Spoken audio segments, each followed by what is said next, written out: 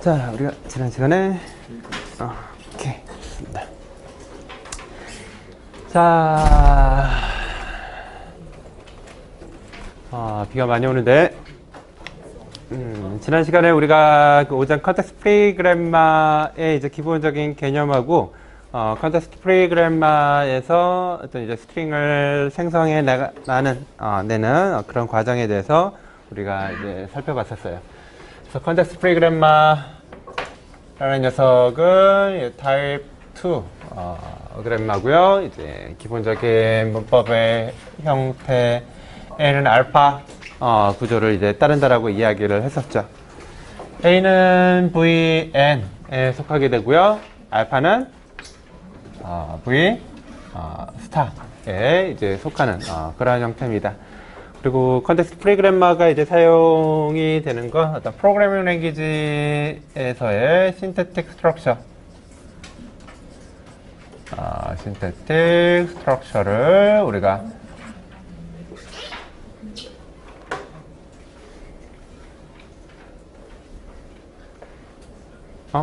제가 요즘에 그 취미 중에 하나가 재밌는 이야기를 최대한 많이 이렇게 끌어모으는 게 취미인데 아니 굉장히 즐거워하시는 것 같아가지고 뭐가 혹시 요즘에 유행하는 재밌는 이야기 뭔지 뭐 있으신가요? 혹시?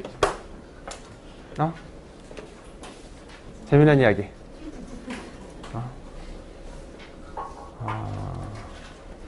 재밌는 이야기 있으면 혹시 알려주세요. 제가 요즘 모으고 있어요. 컨텍스트 프리 그래마 CFG CFG 가지고 삼행시 하면 뭐가 될까요? CFG 뭐가 되지? 나도 한번 생각을 해봐야 되겠네. 자, 뭐 다음 내년에 써먹을 수도 있잖아요. 컨텍스트 프리 그래마 가지고 뭐 삼행시를 짓는다던가. 아무튼 너무 즐거워하셔가지고 혹시 재미난 이야기가 있는가? 프로그램 랭귀지의 신태틱 스트럭처를 표현한다라고 이야기를 했고요. 이 신태틱 스트럭처는 컴파일러의 이제 두 번째 모듈이죠. 파서, 신텍스 어널라이저. 프로그램 모듈로 만드는 파서 가지고 이제 분석이 됩니다. 그런 이제 백그라운드가 있고, A는 알파 구조를 가지기 때문에, 나올 수 있는 어떤 센텐셜 폼의 형태가, 이런 구조라고 우리가 이야기를 했어요.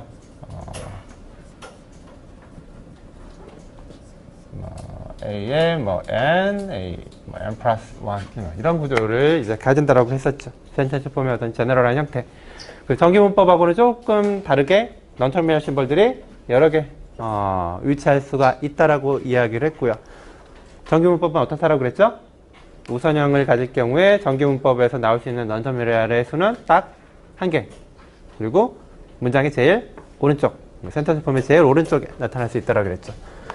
이런 구조를 가지기 때문에 우리가 이제 그 어떤 스트링들을 쭉 유도해 낼 때 어떤 문제가 생긴다라고 그랬습니까? 유도를 할 넌터미널 심벌을 어떻게 고를 건가 라는 문제가 생긴다고 그랬죠. 그래서 두 가지 케이스로 두 가지 어떤 방법으로 우리가 분석을 한다고 그랬어요. 넌터미널 심벌들이 왼쪽에서 넌터미널 심벌들을 우리가 유도할 때 가장 좌측에서부터 차례대로 우측까지 유도하는 과정을 우리가 어떤 데리베이션?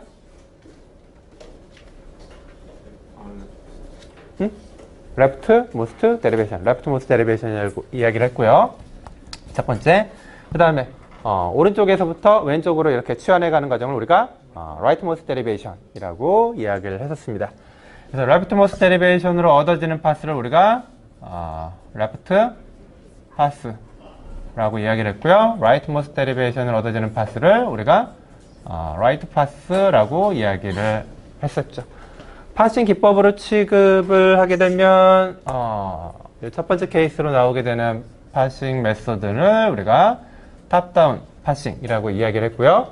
두 번째 방법으로 나오게 되는 파싱을 우리가 바텀업 파싱이라고 이야기를 했었습니다.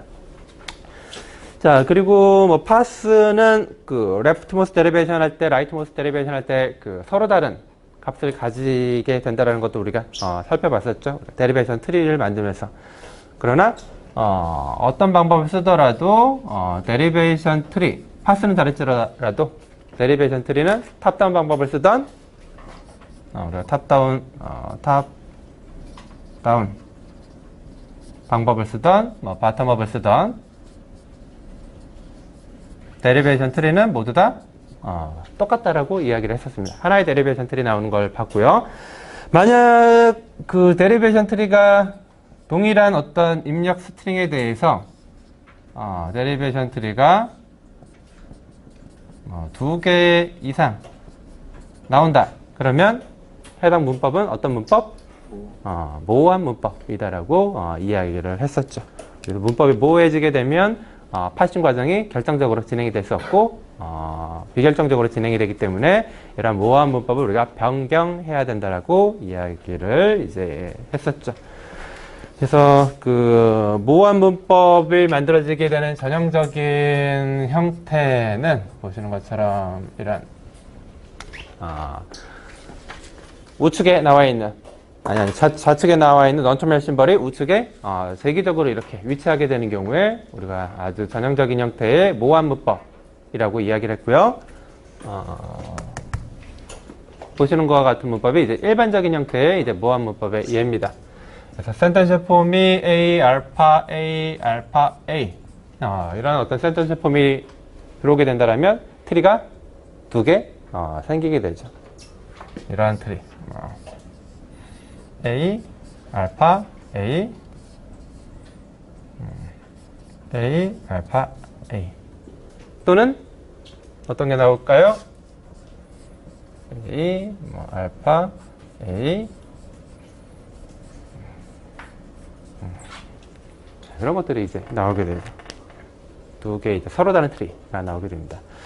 파싱 과정에서 이렇게 서로 다른 트리가 나오게 되면 그거는 이제 단순히 그 비결정적인 문제를 떠나가지고 아예 의미가 이제 달라지게 되죠. 의미가 달라지게 돼요. 그래서 어떤 걸 주지? 이걸 줘야 되겠다.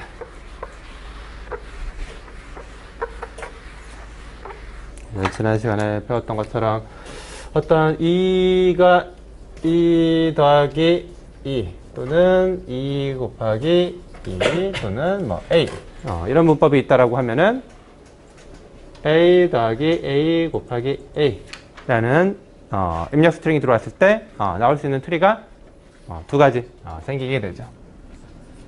2는 2 더하기 2 곱하기 2 또는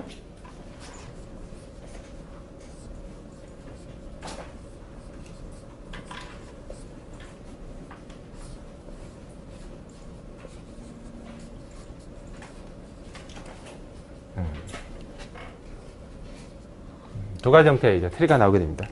그래서 각각의 트리가 나왔을 경우에 처리되는 이제 결과가 이제 달라질 수 있다라고 그랬어요. 뭐 이런 형태의 이제 트리가 나왔을 때 어떤 그 트리가 가지는 그 어트리뷰트를 쭉 계산을 하려면은 특히 이제 하단에서 자기보다 이제 밑에 있는 어떤 속성값으로 자신의 속성값이 결정이 되는 이런 이제 신세사이즈드 어트리뷰트인 경우에는 보시는 것처럼 요 A 더하기 어떤 익스프레션이 처리되려면 해당 익스프레션이 먼저 다 계산이 돼야지만 계산이 될 수가 있는 거죠. 그래서 요 depth가 더 깊은 녀석이 먼저 처리가 이제 돼야 돼요. 마찬가지로 이쪽은. 그래서 덧셈이 먼저 계산이 돼야 되느냐, 곱셈이 먼저 계산이 돼야 되느냐에 따라서 완전 이제 다른 의미 구조를 갖게 됩니다. 그래서 이런 것들이 이제 모호한 문법이다라고 이야기를 했고요. 지난 시간에 이제 기본적인 그 모호한 문법에 대한 소개를 했었고, 이번 시간에 조금 더 살펴보고 마무리를 하도록 하겠습니다. 자,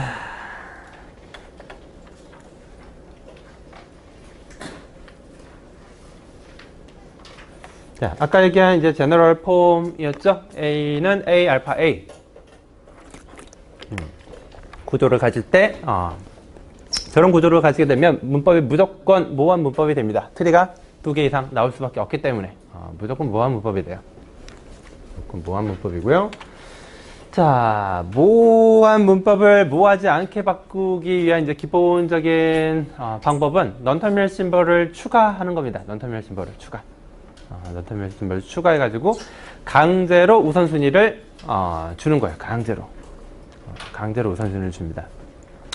자, 저기 나와 있는 저 샘플 그램마를 보면 곱셈하고 덧셈이 같은 레벨에 있어요. 같은 레벨. 이에서 익스프레션 곱하기 익스프레션 또는 익스프레션 더하기 익스프레션 같은 레벨에 있습니다. 따라서 모호한 문법이고 이게 얼마든지 서로 위치가 이제 달라질 수가 있어요. 그러면 우리가 여기서 이제 결정을 하게 되는 거죠. 내가 표현하고자 하는 언어에서 어떠한 심볼들이 더 오퍼레이터가 높으냐를 생각을 하면 되는 거예요. 어떤 심볼이 더 우선순위가 높냐. 덧셈하고 곱셈이 꼭 수학적인 의미를 가질 필요는 없잖아요. 언어에서. 내가 어떤 설계하는 언어에서. 그래서 우선순위에 차이가 없다. 차이가 없다라면 같은 레벨에 두더라도 상관이 없습니다. 그런데 내가 이제 덧셈하고 곱셈을 일반적인 수학에서 사용하는 그런 의미들을 그대로 주고 싶다. 그러면 당연히 누가 우선순위가 더 높아야 되죠? 곱셈이 더 높아야 되고요. 자, 곱셈이 우선순위가 더 높다라는 거는 덧셈보다 더 아래쪽에 트리가 만들어져야 된다는 얘기입니다. 더 아래쪽에 트리를 만들기 위해서 우리가 문법을 어떻게 고칠 수가 있느냐? 보시는 것과 같이 덧셈이 곱셈보다 먼저 이렇게 유도 과정에서 쓰일 수 있도록 문법에서 기술을 해주고요. 곱셈이 나타나려면 한 단계 더 넌터미널 심벌을 거쳐서 나오도록 구성을 해주면 트리가 항상 곱셈이 덧셈보다 곱셈이 밑에 매달리게 돼요. 그래서 문법 저런 식으로 지금 T라는 넌터미널 심벌이 하나 강제적으로 추가가 되면서 곱셈하고 덧셈을 이제 분리를 한 거죠. 뎁스를 하나 더 깊게 만들기 위해서. 그래서 항상 곱셈이 더 먼저 나오게 되고요. 지난 시간에도 잠깐 얘기를 했는데 저게 이제 반영된 게 하나 더 있다라 그랬죠. 결합법칙이 반영이 됐습니다. 결합법칙. 그래서 새로 추가된 넌터미널 심벌이 덧셈의 왼쪽에 오느냐 오른쪽에 오느냐에 따라서 결합법칙이 또 달라지게 돼요. 결합법칙이 또 달라지게 됩니다. 자, 무슨 얘기냐? 잠깐 한번 시간을 들어볼 테니까 이 주어진 문법에서 A 더하기 A라는 어떤 스트링에 대해서 데리베이션 트리를 한번 여러분들이 그려보십시오. 주어진 문법으로 이 입력 스트링에 대한 데리베이션 트리를 한번 그려보세요. 어떤 트리가 그려지는지.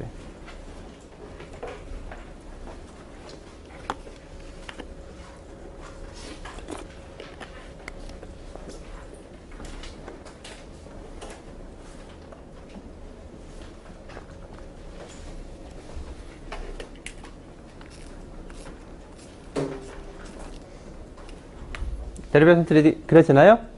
그려지죠? 어떤 트리가 그려지나요?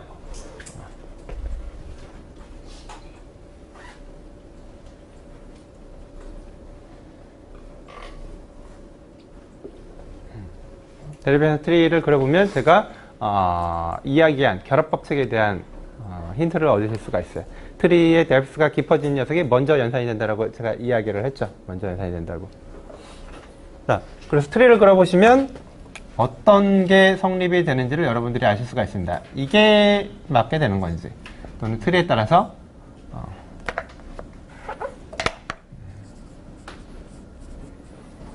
이렇게 되는 건지. 재밌는 건 순수한 수학에서는 정수, 실수 이런 거에서는 1번을 하거나 2번을 하거나 결과가 다른가요? 같을까요? 다를까요? 결과가 같죠? 컴퓨터상에서는 결과가 같을까요? 다를까요?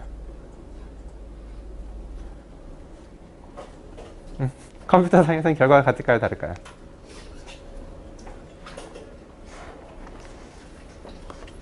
여러분들이 사용하는 프로그래밍 랭귀지의 한계, 좀 특징을 좀 알고 계셔야 됩니다. 결과가 달라요. 결과가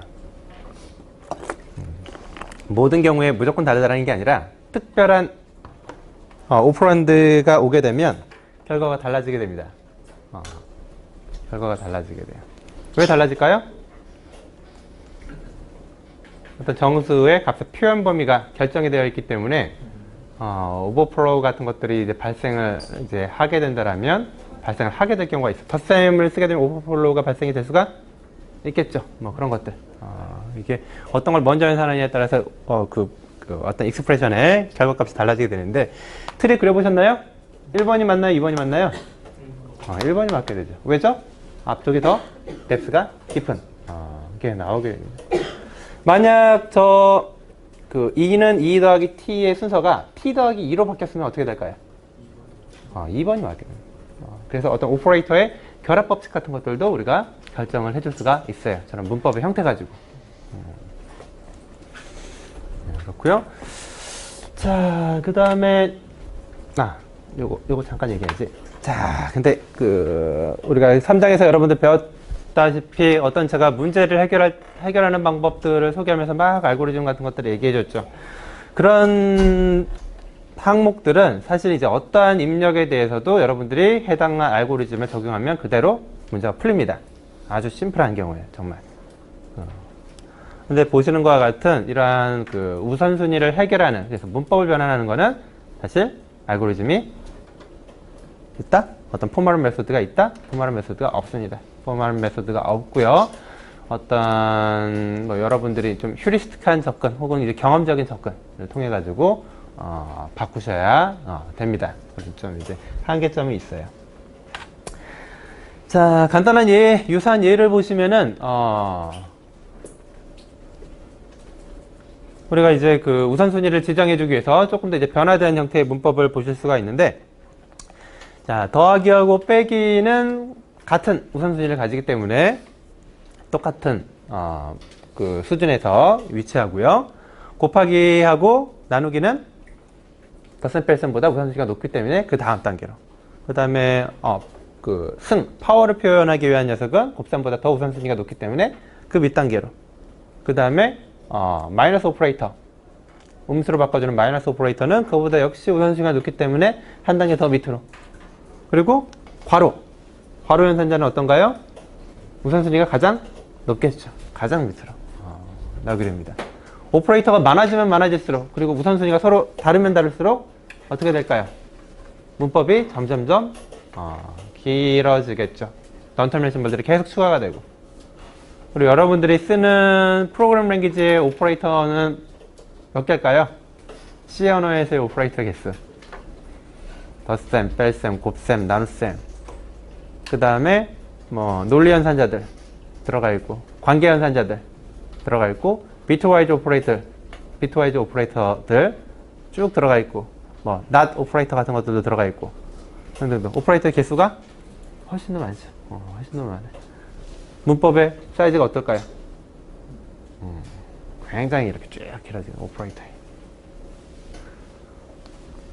자, 그리고 이런 것들 때문에 사실 이런 이제 어떤 랭귀지를 설계하고 표현하고 그 다음에 분석할 때 사용되는 중요성 때문에, 그리고 프로그램의 의미를 정확히 여러분이 판단하기 위해서 사실은 어떤 언어를 처음 배울 때 여러분들이 항상 초반에 연산자들의 종류, 연산자들의 우선순위, 연산자들의 결합법칙을 배웁니다. 근데 그거를 여러분들이 그냥 1학년 때나 2학년 때 처음 배우게 되면 2장에서 별로 이제 재미없는 내용에 이제 속하게 되죠. 덧셈하고 곱셈하고 뭐가 우선순위가 높고 쭉 이렇게 어떤 테이블로 표현이 되잖아요. 근데 사실은 어떤 랭귀지를 설계하는 입장에서는 그 우선순위 문제가 모호성 문제하고 연결이 되기 때문에 이제 굉장히 중요한 내용이 되는 거예요. 그런 이제 히스토리를 알고 공부를 하면 좋은데 이거를 먼저 공부하기에는 너무 랭귀지를 이제 빨리 배우시니까 아무튼 그런 이제 백그라운드가 있습니다. 오퍼레이터를 우리가 이제 중요시 생각하는 게. 자, 그리고 이걸로 보면 우리가 이야기할 거리가 또 생기게 돼요. 자, 방금 전에 봤던 문법은 사실 일반적인 프로그래밍 랭귀지에서 다루는 오퍼레이터의 아주 일부만 다루는 건데, 보시는 것처럼 뭐 A 곱하기 A 더하기 A 수준의 아주 심플한 그런 그 스트링이 들어왔을 때 트리의 모양이 어떤가요? 트리의 크기가, 트리 사이즈가 엄청 커지죠. 엄청 커져요. 모호한 문법 우리가 2 더하기 2, 뭐 2 곱하기 2 썼을 때에 비해서 여기 남아있나? 지워버렸네. 사이즈가 정말 커요. 오퍼레이터가 한 10대 개 더 들어가 버리면은 트리 사이즈가 더 커집니다. 정말 커지게. 그러면 루트에서부터 어떤 아이디까지 접근하는데 말도 안 되는 노드에 방문이 생기게 되죠. 그래서 모호하지 않게 바꾸기 위해서 생성규칙 넌터미널 심벌을 추가하게 되는데, 넌터미널 심벌을 추가할 때마다 트리의 사이즈가 커지게 되는 단점이 생기게 돼요. 분석하는데 시간이 오래 걸리게 돼요. 그래서 몇몇 경우에는 일부러 앰비규어스한 문법을 쓰는 경우도 있습니다. 일부러 모호한 문법을 쓰는 경우도 있어요. 모호한 문법을 쓰게 되면 장점이 뭘까요? 트리 사이즈가 작아지는 장점이 있어요. 대신 모호성, 비결정적인 그런 문제가 생기는데, 그거는 다른 방법으로 해소해요. 다른 방법으로. 보통 이제 우리가 여러분들 7장, 8장에서 배우실 텐데, 파싱 테이블에 어떤 그 액션 아이템을 기술할 때 반드시 하나의 트리가 생기도록 결정을 할 수가 있어요. 그러면 모호한 문법을 쓰면서도 우리가 결정적인 파싱을 할 수 있는 그러한 좀 방법이 있습니다.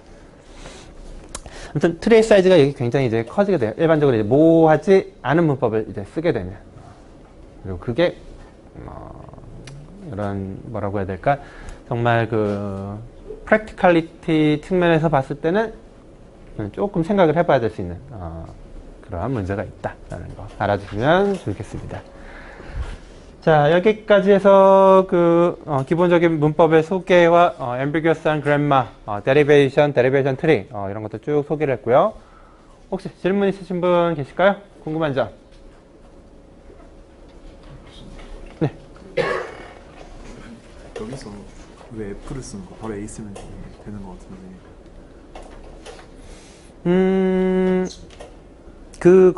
그거는 뭐라고 해야 될까요? 팩터 밑에 또 다른, 여기 보시면은 팩터 밑에 또 다른 녀석들이 쭉 나올 수가 있죠. 쭉 나올 수가 있고, 그 다음에 뭐 이런 괄호 연산자 같은 것들 또 이제 나올 수가 있기 때문에 우리가 여기다 A를 넣는 것보다는 단계를 보통 하나 더 두는 게 이제 일반적인 방법이에요. 네, 또 궁금한 점? 자, 그럼 우리 이제 다음 5.3자 문법 변환 이야기를 한번 같이 보도록 합시다. 자, 문법 변환의 기본적인 내용은 우리가 3장에서도 잠깐 이야기를 했습니다. 문법을 어떤 속성 정의가 조금 더 수월한 형태 혹은 비효율적인 거를 효율적으로 바꾸기 위해서 우리가 몇 번 문법을 리라이팅을 해봤고요. 여기서도 유사한 내용들을 가지고 이제 하게 돼요. 자, 기본적으로 문법 변환의 이제 그 배경이 되는 거는 사실 이거죠. 어떤 그래머 1하고 그래머 2가 서로 같지 않더라도, 다시 말해서 생성규칙 혹은 넌터미널 심벌들이 이제 달라가지고 두 개가 완전히 일치하지 않더라도 그래머 G가 만들어내는 언어 LG1과 그래머 G1이 만들어내는 언어 LG1과 그래머 G2가 만들어내는 언어 LG2가 같다라면, 이럴 수는 있죠. 그래머가 다르지만 똑같은 언어를 만들어낸다라면 G1과 G2는 같지는 않지만 어떻다? 서로 동등한 문법이다라고 우리가 이야기를 할 수가 있습니다. 이거를 근거로 우리가 뭘 할 수가 있느냐? 문법을 보다 효율적이고 보다 우리가 분석하기 용이한 형태로 우리가 바꿀 수가 있어요. 그리고 이 바꾸는 과정에서 이제 사용되는 게 두 가지 테크닉이 이제 사용이 돼요. 하나는 대치라는 기법, substitution이라는 대치라는 기법이 사용이 되고요. 또 하나는 확장, expansion이라는 기법, 이 두 가지가 사용이 됩니다. 그래서 모든 문법 변화는 다 이 두 가지의 이제 응용이에요. 두 가지의 응용. 그리고 두 가지가 뭐 이렇게 좀 뭐 대치, 확장, 뭔가 이름이 좀 있어 보이는데 사실 내용 자체는 굉장히 심플합니다. 먼저 대치를 보게 되면 자, A는 알파, B, 감마라는 생성규칙이 있고요. B가 다시 베타 1, 베타 2, 베타 N을 유도한다라면 어떻게 하냐? 첫 번째, A가 알파, B, 감마라는 규칙을 없애버리고 다시 말해서 B라는 넌터미널 심벌을 없애버리고 B가 만들어낸 녀석을 직접 만들어낼 수 있도록 다 이렇게 추가를 해줍니다. A가 알파, 베타 1, 감마, 알파, 베타 2, 감마 등등등 이렇게 만들어내도록 단계가 하나 사라지는 거죠. 단계가 하나. 방금 전에 우리가 봤던 그 모호한 문법을 바꾸기 위한 녀석에 정확히 반대되는 행동입니다. 정확히 반대되는 행동이에요. 이렇게 바꾸게 되면 우리가 그 생성규칙이 하나 줄어들게 되고 데리베이션 스텝이 하나 더 줄어들게 돼요. 데리베이션 스텝도 줄어들게 돼요. 대치 기법이 있고요. 두 번째는 반대입니다. 이게 우리가 이제 아까 봤던 그 모호한 문법을 이제 모호하지 않게 바꾸는데 이제 사용되는 기법이죠. A가 알파, 베타를 유도해 낸다라면 A가 알파, 베타를 유도해 내는 과정을 쪼개요. 그래서 A가 알파 X를 유도하고 X가 베타를 유도하도록 넌터미널 심벌을 이번엔 반대로 하나 더 추가를 합니다. 이 두 가지 기법. 어떤 단계를 줄이는 방법 혹은 단계를 하나 더 늘리는 방법. 이 두 가지를 가지고 우리가 모든 문법들을 이렇게 바꾸게 됩니다. 그래서 머릿속에 잘 넣어두시고 계시고요. 대표적인 문법 변환에서 사용되는 내용들을 우리가 보도록 하죠. 우리가 문법을 막 수정을 하고 그 다음에 여러분들이 그 프로그래밍 언어를 이제 디자인하기 위해서 한 뭐 수백 개의 문법 생성 규칙들을 이렇게 쭉 작성을 하다 보면 어떤 경우에는 이제 문법이 이제 의미 없는 문법들이 이제 생길 수가 있어요. 그래서 의미 없는 문법이 어떤 건지 먼저 우리가 정의를 하고 넘어가도록 하겠습니다. 유사한 개념을 여러분들이 그 3장에서 배우셨는데 한번 떠올려 보세요. 자, 오토마타 우리가 공부를 하면서 뭐 NFA를 DFA로 막 이렇게 컨버팅하는 그러한 내용들 하시면서 이러한 오토마타 비슷한 거 한번 보신 적이 있을 거예요. 기억나나요? 자, 저기 상단에 있는 오토마타, 상단에 있는 저 상태. 저 상태를 우리가 어떤 상태라고 그랬나요? 접근이 불가능한 상태. 접근이 불가능한 상태라고 그랬죠. 그래서 이 상태는 필요가 없다라고 얘기를 했어요. 왜냐? 스타트 심벌에서부터 접근이 불가능하니까. 마찬가지로 useless production 룰은 뭐냐면 그 생성규칙 집합에는 존재하지만 이게 생성규칙으로서의 어떤 근본적인 역할을 못하는 녀석들이 있어요. 생성규칙은 왜 필요할까요? 생성규칙은 왜 필요하죠? 뭐를 하기 위한 녀석이냐면 스타트 심벌에서부터 뭐 4번 데리베이션에서 최종적으로 오메가 VT 스타에 속하는 오메가를 만들어내는 용도로 생성규칙이 쓰입니다. 다시 말해서 터미널들을 만들어내는 용도로 생성규칙이 쓰이는데 이 터미널을 만들어내지 못하는 그러한 생성규칙이 있다라면 그거는 이 접근 불가능한 상태하고 똑같은 거야. 필요가 없는 녀석들입니다. 그런 녀석들은 우리가 모두 다 우리 오토마타에서 이렇게 제거했던 것처럼 역시 마찬가지로 생성규칙에서도 다 제거를 할 수가 있게 되죠. 있어도 도움이 안 되는 녀석들이기 때문에. 자, 그래서 useless 하다라는 게 어떻게 정의가 되느냐? 저기 간단한 이제 디피니션을 보시죠. 어떤 심벌 x가 필요하지 않다, 불필요한 녀석이다 라는 건 뭐냐면, 불필요하다는 녀석이라는 건 뭐냐면, 자, 스타트 심벌에서부터 스타번 심벌 데리베이션이 돼서 오메가 x, y 형태로 바뀌고 이게 다시 오메가 x, small x, y로 바뀌어서 각각이 전부 다 터미널에 속하는, void 스타에 속하는 녀석이 될 수 없는 그러한 심벌 x를 우리가 불필요한 녀석이다라고 불러요. 무슨 얘기냐? 어떤 심벌이 터미널들을 만들어내는데 못 쓰이는 녀석들. 스타트 심벌에서부터 연계돼서. 그래서 두 가지가 이제 생기게 돼요. 터미널들을 못 만들어내는 그러한 심벌들 또는 스타트 심벌에서부터 접근이 안 되는 녀석들. 이 두 가지가 불필요한 심벌들, 불필요한 생성 규칙에 해당이 되고요. 이것들은 전부 다 우리가 문법 셋, 프로덕션 룰 셋 P에서 다 제거를 할 수가 있습니다. 자, 이거를 이제 효과적으로 하기 위해서 우리가 두 가지 속성을 이제 계산을 하게 되는데, 첫 번째 속성이 terminating non-terminal이라는 속성이고요.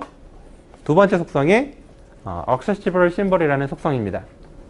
그래서 첫 번째 거는 뭐냐면 non-terminal 심벌인데 이게 터미널들을 만들어낼 수 있는 non-terminal. 이걸 계산하는 거고요. 두 번째로는 스타트 심벌에서부터 접근이 가능한 심벌을 우리가 찾습니다. 그래서 쓸모가 있으려면 이 두 가지 속성을 하나만 만족해서 될까요? 아니면 둘 다 만족해야 될까요? 하나만? 둘. 응? 쓸모 있는 심벌이 되려면 이 두 가지 속성을 하나만 만족해도 될까요? 아니면 둘 다 만족해야 될까요? 둘 다 만족을 해야 돼요. 둘 다. 끝나야 되기도 하고 스타트 심벌에서부터 접근이 가능해야 되기도 하고. 그래서 하나라도 만족하지 못하는 녀석들은 다 제거를 할 수가 있는 거죠. 자, 그래서 먼저 terminating non-terminal 심벌은 어떻게 정의해야 되느냐? A가 알파라는 걸 이제 유도하고요. 그 다음에 알파가 몇 번의 어떤 유도 과정을 거쳐서 최종적으로 어떤 터미널들을 쭉 만들어낸다라면 A는 terminating non-terminal 심벌에 해당이 됩니다.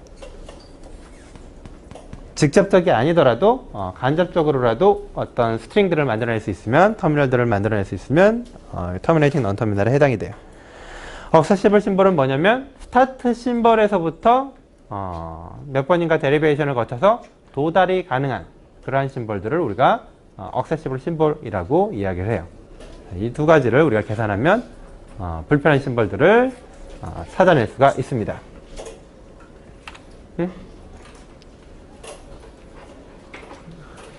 노래방에서 부르면 안 되는 노래 중에 하나가 임재범의 모르나요? 구애. 우리 좀 구애 시간이 아니죠. 자,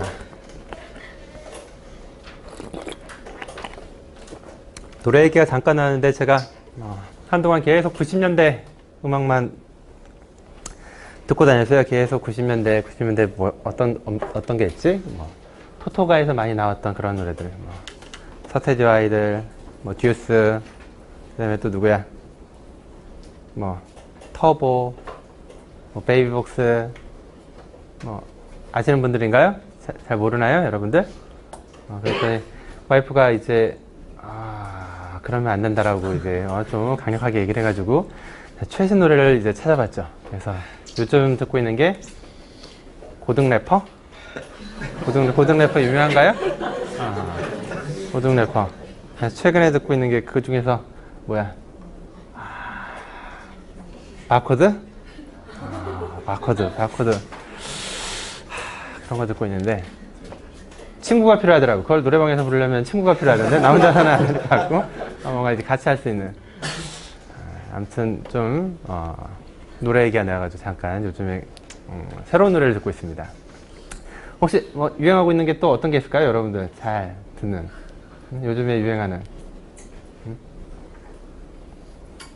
저는 이번에 축제 때 연예인들 많이 오더라고요. 근데 청아라는 연예인은 처음 봤어요. 근데 인기가 있는 것 같던데 많이들 좋아하시는 것 같더라고요. 청아 또 다 처음 보는. 내가 아는 사람은 싸이.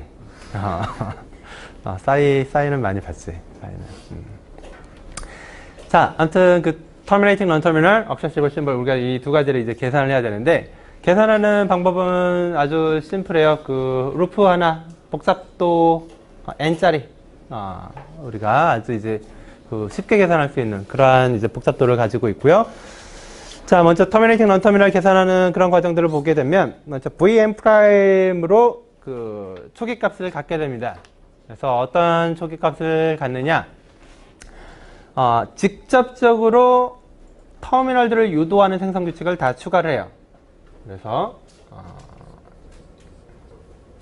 자, 뭐 C, B, B는 B 이런 규칙이 있다라고 그러면은 vn 프라임 단계를 이제 초기화하는 과정에서 들어가는 녀석은 누구냐면 직접적으로 터미널을 유도하는 녀석 누구죠? 어떤 생성 규칙, 어떤 넌터미널이 직접적으로 터미널을 유도하나요? B. B가 직접적으로 터미널을 유도하죠. 그래서 처음에 초기 값에 vn 프라임에 들어가는 녀석은 처음에 이제 B가 들어가게 됩니다. B가 들어가고 이제 루프에 들어가게 돼요. 직접적으로 터미널을 유도하는 모든 녀석이 다 들어가고 그 다음에 루프 파트에 들어가는데 루프에 들어가서는 이제 어떻게 하느냐? vn 프라임을 이제 계속 확장을 합니다. 그래서 초기화 단계에서 직접적으로 들어가는 녀석들을 다 집어넣었으니까 이번에는 간접적으로 유도를 해내는 녀석들을 이제 추가를 해요. 그래서 A라는 넌터미널 심볼들을 계속 집어넣는데 A가 누구를 유도하느냐? 알파를 유도하고요. 알파의 구조가 터미널과 vn 프라임의 멤버들로 구성된 터미널 또는 vn 프라임의 멤버로 구성된 거를 집어넣게 돼요. 따라서 루프를 한번 돌 때 누가 들어갈 수가 있죠? A가 들어갈 수가 있죠. A가 왜 해당이 되느냐? 터미널과 지금 vn 프라임에 들어가 있던 B로 구성이 되어 있기 때문에 A가 들어갑니다. 만약 이런 게 있으면 이것도 들어갈까요? C도 들어갈 수 있을까요? C도 터미네이팅 넌터미널에 해당이 될까요? C도 가능하죠. C도. 요러한 구조에서 알파의 구성 요소가 어떻게 돼요? vn 프라임 또는 vt. 그러니까 B가 누구에 속하죠? vn 프라임에 속하죠. C도 터미네이팅 합니다. 왜 가능한가요? 요거잖아요, C가.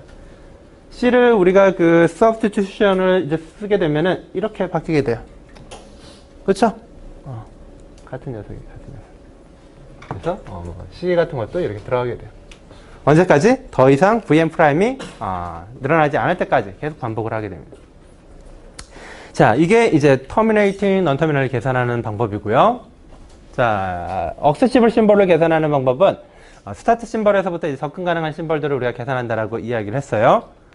자, 그래서 v''에 s가 들어갑니다. 초기 값으로. 스타트 심볼은 당연히 억세시블 하니까 스타트 심볼 s가 들어가고요. 그 다음에 루프를 돌면서 v''을 계속 늘려나가요.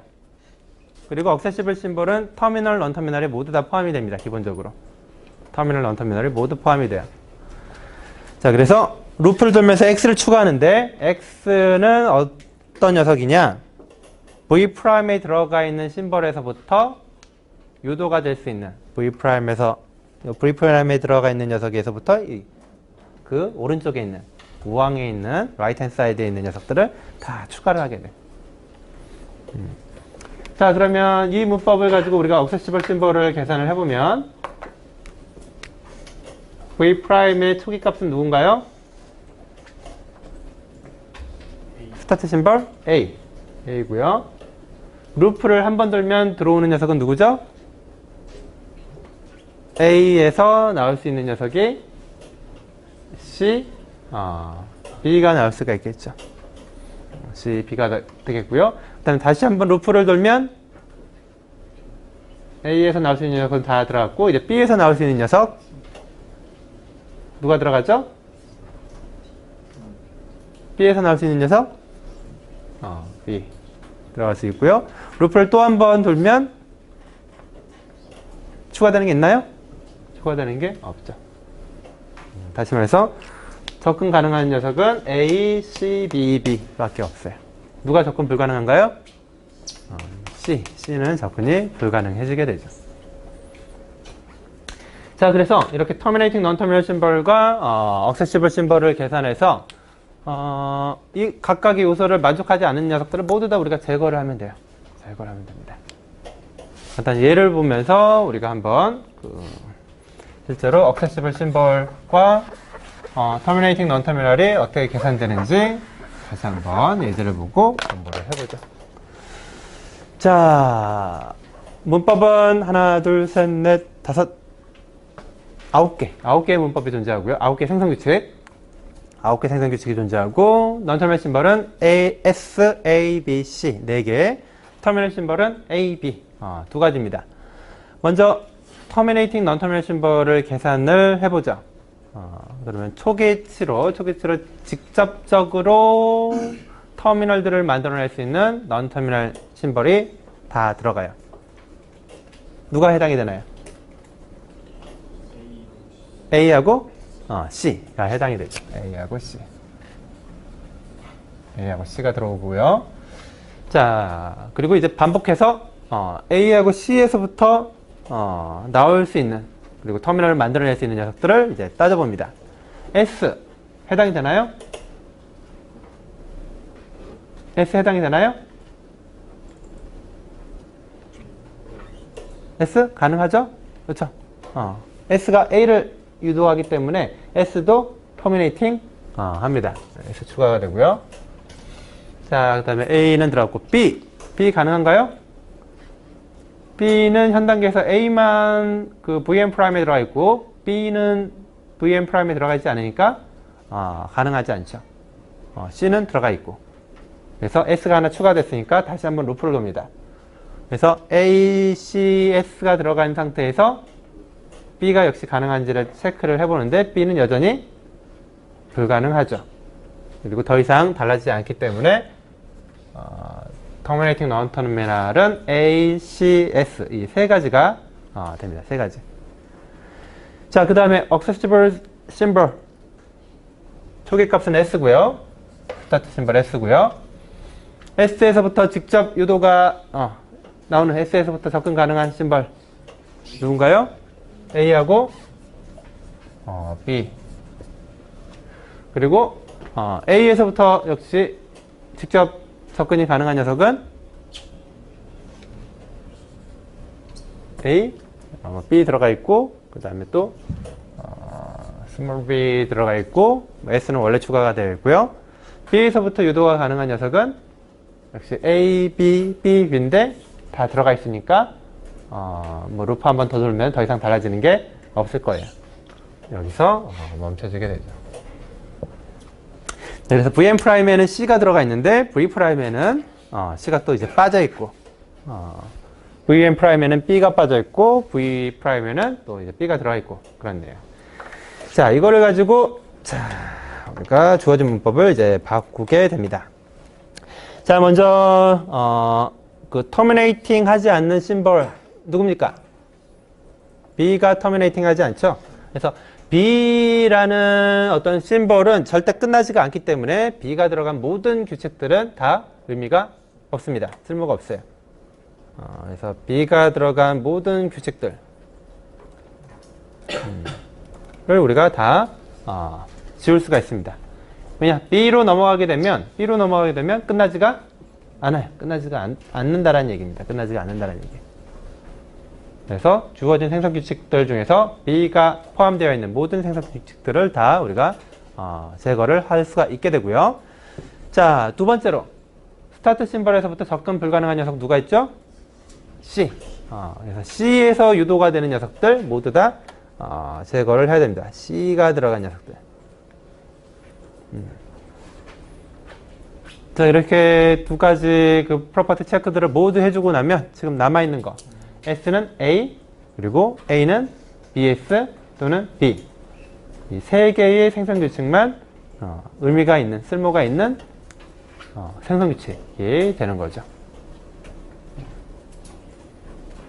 어때요? 이해가 잘 되시나요?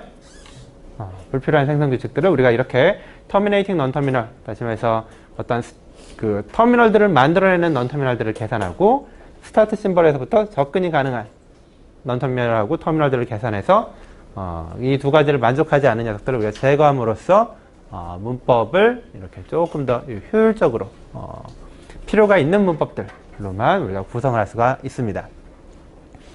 자, 이해 가시죠? 자, 이게 이제 첫 번째고요. 자, 그 다음에 우리가 이제 또 하나 이제 살펴볼 게 입실론 프로덕션 룰 이라는 게 있는데, 그 3장에서 여러분들 그 공부를 하셨으면 이제 입실론이 별로 마음에 들지는 않을 거예요. 입실론이 들어가면 조금 뭔가 복잡해지죠. NFA도 뭐 입실론이 들어가면 좀 복잡해지고. 근데 어떤 문법에 입실론이 들어가 있다라면 우리가 그 속성 전개하고 뭔가 분석하는 게 그러니까 이론적으로 분석하는 게 좀 쉽지가 않아요. 쉽지는 않습니다. 그래서 문법을 우리가 분석할 때는 입실론을 가능하면 없애주는 게 우리가 문법 분석하는 데는 이제 좋고요. 그래서 그러한 속성들이 만족되는 문법을 우리가 뭐라고 하냐면 입실론 프리 그래마라고 이야기를 해요. 입실론이 없는 문법. 얼마나 좋겠어요. 오토마타인데 입실론을 다루지 않아. 굉장히 편한, 분석이 수월한 그러한 문법이 됩니다. 반대로 입실론이 있으면 그 문법을 쓰는 사람, 사용하는 사람 입장에서는 굉장히 편해요. 입실론이 있으면. 입실론 NFA를 쓰면 우리가 오토마타 머지 하는 거 아주 쉽죠? 그냥 쭉 입실론 아크로 연결해 버리면 되니까. 근데 그걸 이제 컴퓨터로 시뮬레이션 하기는 어렵지만 사람이 쓰기는 굉장히 좋죠. 그래서 우리가 문법을 라이팅 할 때, 어떤 프로그래밍 랭귀지의 문법을 이렇게 기술할 때는, 컨텍스트 프리 그래마 가지고 기술할 때는 입실론을 많이 쓰긴 합니다. 많이 쓰긴 해요. 근데 그걸 분석해주는 프로그램은 그걸 다 다시 뭔가 이제 변환하고 처리를 해주겠죠. 아무튼 우리가 그 이론적으로 분석할 때는 입실론을 쓰는 거는 좀 어려운 일이기 때문에 입실론들을 이제 제거한 그러한 문법을 우리가 이제 다루는 걸 선호하고요. 그러한 문법들을 우리가 입실론 프리그래마라고 이야기를 해요. 자, 그래서 어떤 문법들을 입실론 프리하게 만들기 위해서 그 입실론 생성 규칙을 이제 우리가 제거하는 그런 기법들을 살펴볼 거고요. 입실론이 프리하다, 입실론 프리다라는 거는 두 가지 속성 중에 하나를 만족을 하면 됩니다. 첫 번째, 주어진 문법 G에서 입실론 생성 규칙이 하나도 없는 경우, 모든 생성 규칙이 다 입실론을 유도하지 않아요. 그러면 우리가 이 문법을 입실론 프리하다라고 이야기를 합니다. 뭐 당연하죠. 그런데 이런 케이스가 있어요.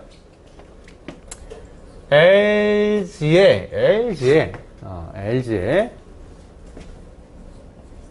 입실론이 들어가 있는 경우, 입실론이 들어가 있는 경우, LG에 입실론이 들어가 있는 경우, empty string이 랭귀지에 포함이 되어 있어. 대상 언어에. 그러면 입실론 생성 규칙이 없어서는 되나요, 안 되나요? 그건 안 되죠. 그렇죠? 입실론 생성 규칙이 없어서는 안 됩니다. 그래서 그 경우에 한해서 그래서 언어에 입실론이 포함되어 있는 경우를 한해서 생성 규칙이 딱 하나가 허용이 돼요. 스타트 심벌에서부터 입실론을 유도하는 생성 규칙이 포함이 되고요. 그리고 그럴 경우에 제약 조건이 하나 붙게 되는데, 스타트 심벌 S는 다른 생성 규칙의 오른쪽에 나타나서는 안 된다라는 조건이 붙게 됩니다. 쉽게 얘기하면 이런 거죠. 입실론이 들어가 있기 때문에 어쩔 수 없이 스타트 심벌에서부터 입실론을 유도해내고 이것만 허락을 해주고, 다른 생성 규칙의 오른쪽에 나올 수 있다는 건 뭐죠? 이런 게 가능하다는 얘기잖아요. 이런 게 가능하다는 얘기인데, 이거는 S뿐만 아니라 A도 입실론을 유도할 수 있다는 얘기나 마찬가지니까 이런 것들을 이제 허가해주지는 않겠다라는 이야기예요. 쉽게 얘기하면, 자, 그래서 입실론이 언어에 포함이 되어 있는 경우에 딱 하나의 생성 규칙만 입실론을 유도할 수 있도록 예외사항이 여기 명시가 되어 있습니다. 그래서 두 가지 중에 하나를 만족하면 우리가 해당 문법이 입실론 프리다라고 이야기를 해요. 그리고 아주 분석하기에 편한 그러한 형태입니다. 자, 그러면 어떤 주어진 문법을 우리가 이제 입실론 프리하게 다 바꿔낼 수가 있어요. 입실론 프리하게 다 바꿔낼 수가 있고요. 입실론 프리하게 바꿔내는 알고리즘을 보게 되면 이것도 복잡도가 높지는 않은 그런 알고리즘이네요. 루프가 하나밖에 없는 루프 하나짜리 알고리즘은 굉장히 단순한 알고리즘이죠. 심플한 알고리즘. 그래서 어떻게 만드는지 한번 우리가 보도록 할 거고요. 자, 저 알고리즘을 공부하기 전에 여러분들이 다시 머릿속으로 떠올리셔야 되는 게 있습니다. 다시 머릿속으로 떠올리셔야 되는 거. 계속 나오는 A1, A0, A0, A1, A1, AAN, A, N 플러스 1. 컨텍스트 프리그램마의 어떤 기본적인 제너럴 폼, 센텐셜 폼 형태, non-terminal 심벌이 여러 개 속해 있는 그런 형태라는 거, 이거를 머릿속에 떠올리시고요. 그 다음에 문법 변환의 기본적인 그 아이디어는 우리가 문법을 바꾸더라도 원래 문법하고 의미적으로 동등해야 되기 때문에 뭔가가 사라지면 거기에 따른 보상이 필요합니다. 뭔가가 사라지면 거기에 따른 보상. 뭔가가 사라지면 거기에 따른 보상이 필요해요. 그리고 알고리즘 보기 전에 간단한 예제를 하나 여러분들이 이해하고 넘어가시면 좀 수월할 수가 있어요. 그래서 자, A가 A, B 또는 A를 유도할 수가 심플한 거 먼저 보죠. A가 A, B를 유도할 수가 있고요. B가 입실론이다. 입실론이다. 이런 규칙이 있다. 이건 입실론 프리가 아니죠? 입실론 프리가 아니니까 우리가 입실론 생성 규칙을 없애주기 위해서 여기서 그거를 제거를 해요. 제거를 한다고 생각을 해보죠. 원래 문법하고 의미가 같은가요? 달라졌죠. 원래 문법하고 의미가 달라졌어요. 의미가 달라졌기 때문에 우리가 보상을 해줘야 되는데 무엇을 바꿔주면 될까요? 무엇을 어떻게 바꿔주면 될까요? 어떻게 바꿔주면 될까요? 이거를 A는 A로 변경해 주게 되면 원래하고 똑같은 의미를 갖는 문법이 됩니다. 그렇죠? 요거 하나 알고 계시면 되겠고요. 자, 이런 케이스가 또 있다고 해보죠. 이번엔 A가 A, B, B가 B 또는 입실론. 자, 역시 입실론 생성 규칙을 우리가 없애기 위해서, 입실론 프리하게 만들기 위해서 이거를 없앴다고 생각을 해보죠.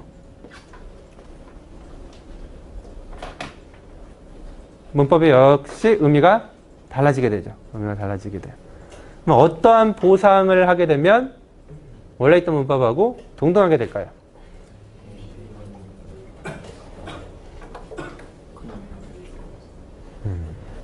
어떻게 바꾸느냐? 여기다가 A를 하나를 추가해 주게 되면 추가를 해주게 되면 원래 있던 문법과 동등해지게 됩니다. 그래서 여기서 아이디어는 뭐냐? 자, 보시면 입실론 생성 규칙을 제거를 하고요. 제거를 하고 난 녀석이 더 이상 다른 데서 다른 생성 규칙을 유도하지 않으면 그걸 그대로 반영을 해서 이 B를 입실론으로 만들어 버리면 됩니다. 첫 번째.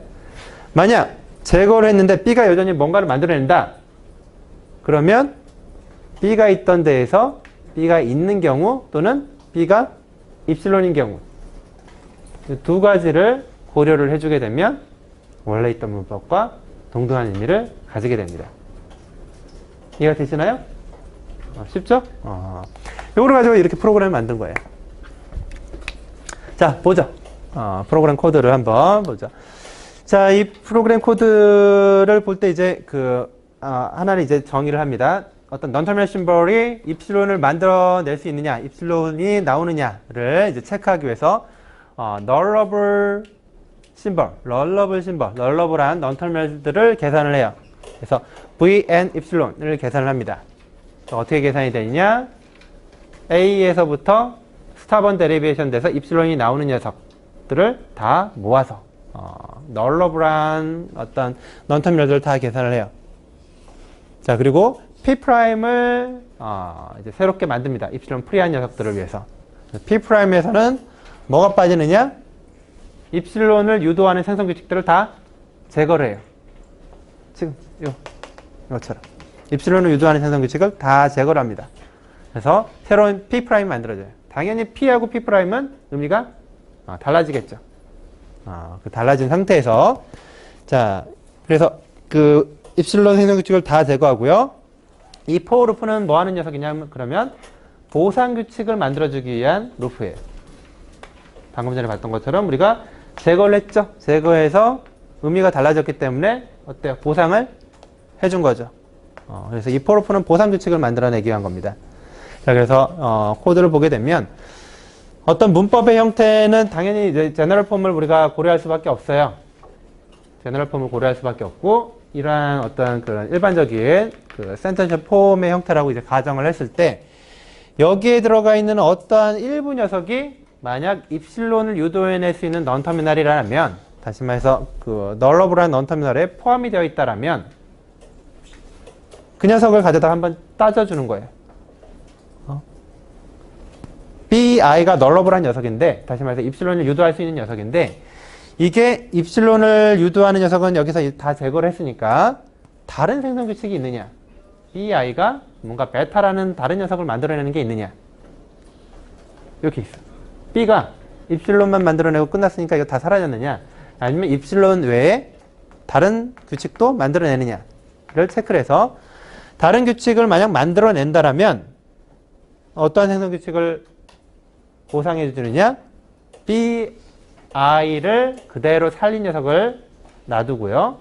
또는 Bi를 입실론으로 대치해버린 녀석 두 가지를 넣어주게 돼요. 두 가지를. 무슨 말인지 이해가 가나요? 여기. B가 그대로 살아있는 경우, B가 없어진 경우를 같이 따져주겠다는 얘기. 자, 만약 Bi가 다른 뭐 생성 규칙들을 만들어내질 않아요. 오로지 입실론만 만들어냈어. 그러면 어떻게 해주느냐? 그 녀석을 그냥 입실론으로 추가한 규칙을 집어넣어 줍니다. 입실론으로 추가한 규칙을 그냥 넣어주게.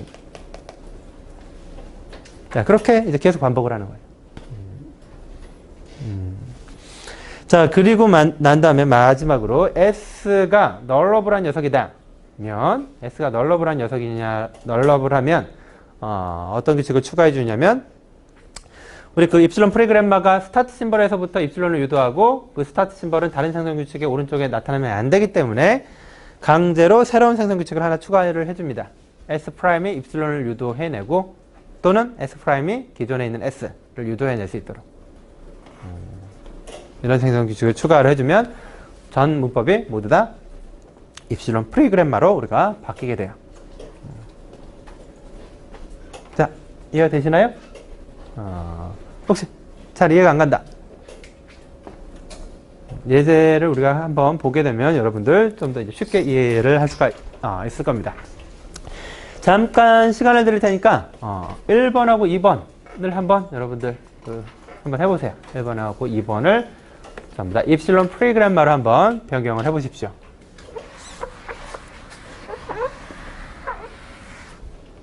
자, 1번은 문법이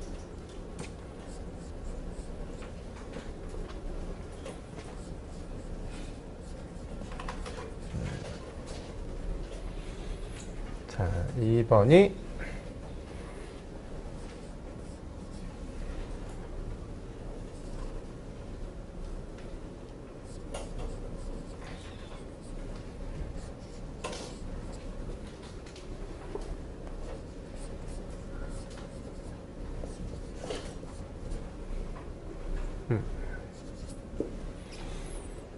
자, 잠깐 시간을 드릴 테니까 한번 예제를 입실론 프리하게 한번 변경을 해보십시오.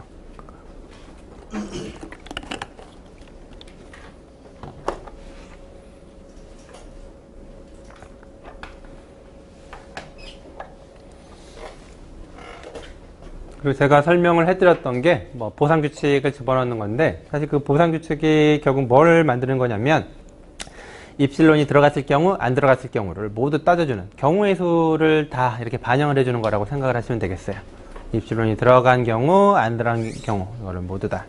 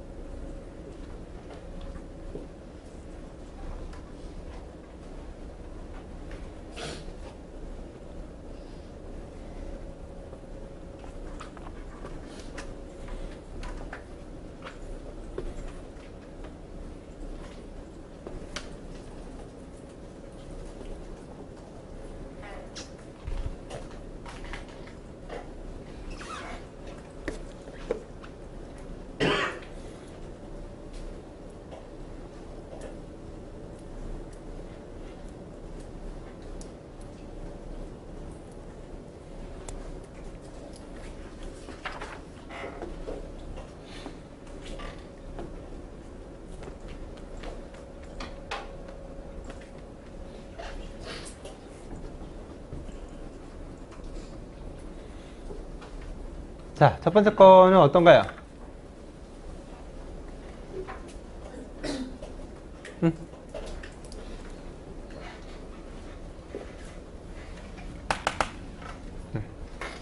첫 번째 거. 입실론 프리하게 만들기 위해서 널러블한 녀석을 계산을 하죠. 널러블한 녀석 누구죠? A. 널러블한 non-terminal symbol A. 예, 해당이 될 거고요. 자, 그 다음에 P' 어떻게 계산이 되나요? A는 입실론을 내는 규칙들을 다 제거를 할 테니까 P'은 자, 이렇게 나오게 되겠죠. 이렇게 나오게 되죠. 이렇게 기본적으로.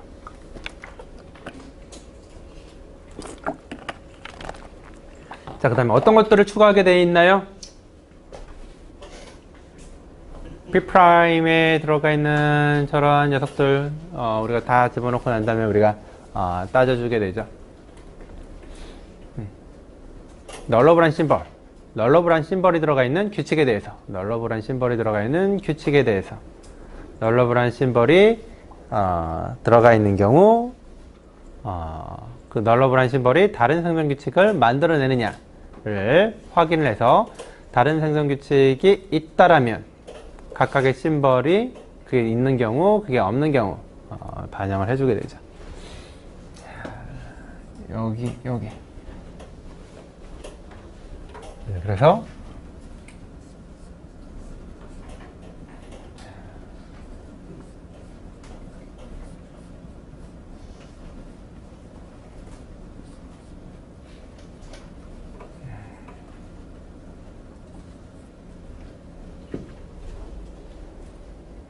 이런 형태의 규칙들이 들어가게 됩니다.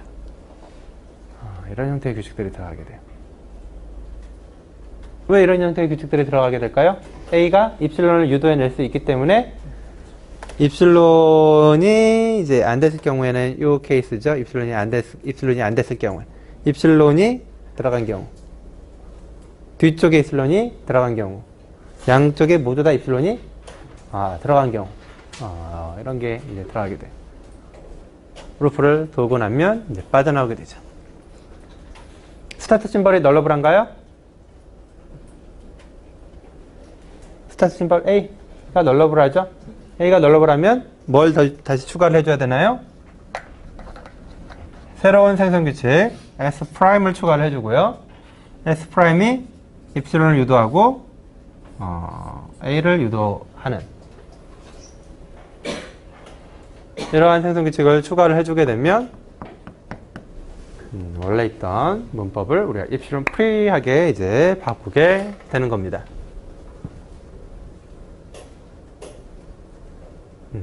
이해가 되시나요? 입실론이 들어가면은 경우의 수가 엄청나게 늘어나게 돼요, 경우의 수가.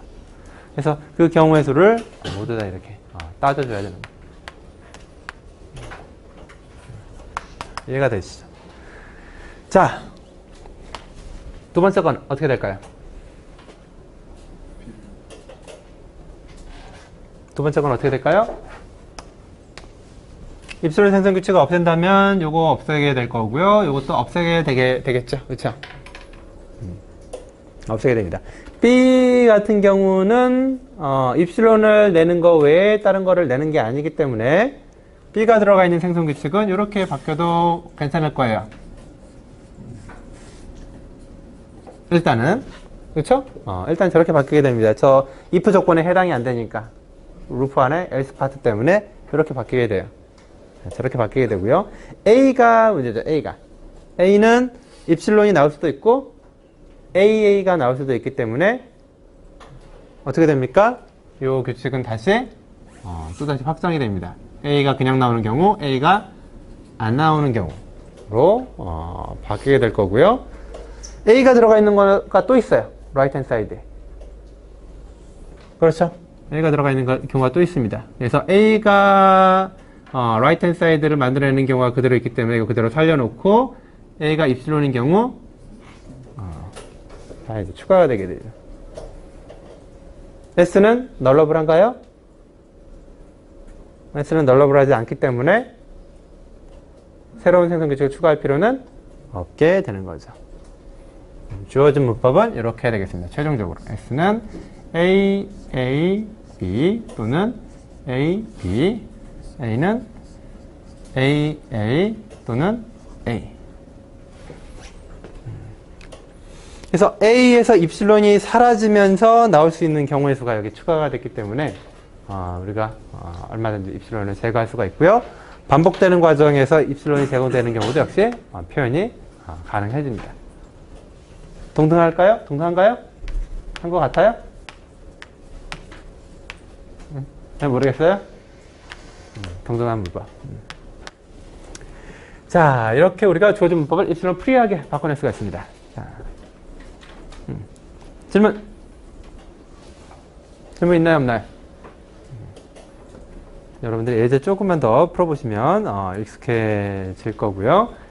자, 마지막으로 우리가 아주 심플한 건데 이거 잠깐만 아니다. 이거 포르프 하나만 있으면 내가 설명하고 끝나려고 했는데 포르프가 3개짜리네. 이거는 심플한 녀석인데 조금 복잡도가 높네요. 복잡도가 높아가지고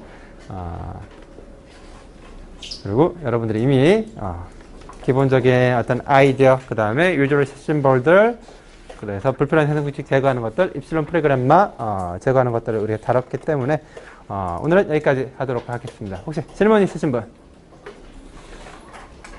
어때 아주 흥미진진한 퀴즈 같은 그런 아주 재밌는 수업 아닌가요? 그렇죠. 예. 교수로서의 어떤 그 힘을 느낄 수 있는 때네요. 아주 재밌는 수업. 그렇죠. 재밌다고 말할 수가 없는 그런 수업. 자, 그래서 우리가 입실론 프로덕션 룰까지 배웠고요. 다음 시간에 싱글 프로덕션 룰하고 캐노니컬 폼 위주로 쭉 소개를 하겠습니다. 자, 아마 다음 주까지 우리가 하게 되면 5장 내용이 다 끝날 거예요. 5장 내용 다 끝나게 되고 이제 6장 마지막 내용 진행을 하게 됩니다. 자, 과제 어떻게 잘 진행이 되고 있습니까? 주말이 지나면은 주말 언제까지지 우리 과제가? 20일. 20일. 주말이 지나면 매직이 이제 일어날 수 있는 그런 것 같아요. 자, 그리고 시간이 됐으니까 제가 그 미니시 컴파일러의 스캐너까지 올려드리도록 할게요. 자, 오늘 여기까지 하도록 하겠고요. 출석 부르고 마무리하겠습니다.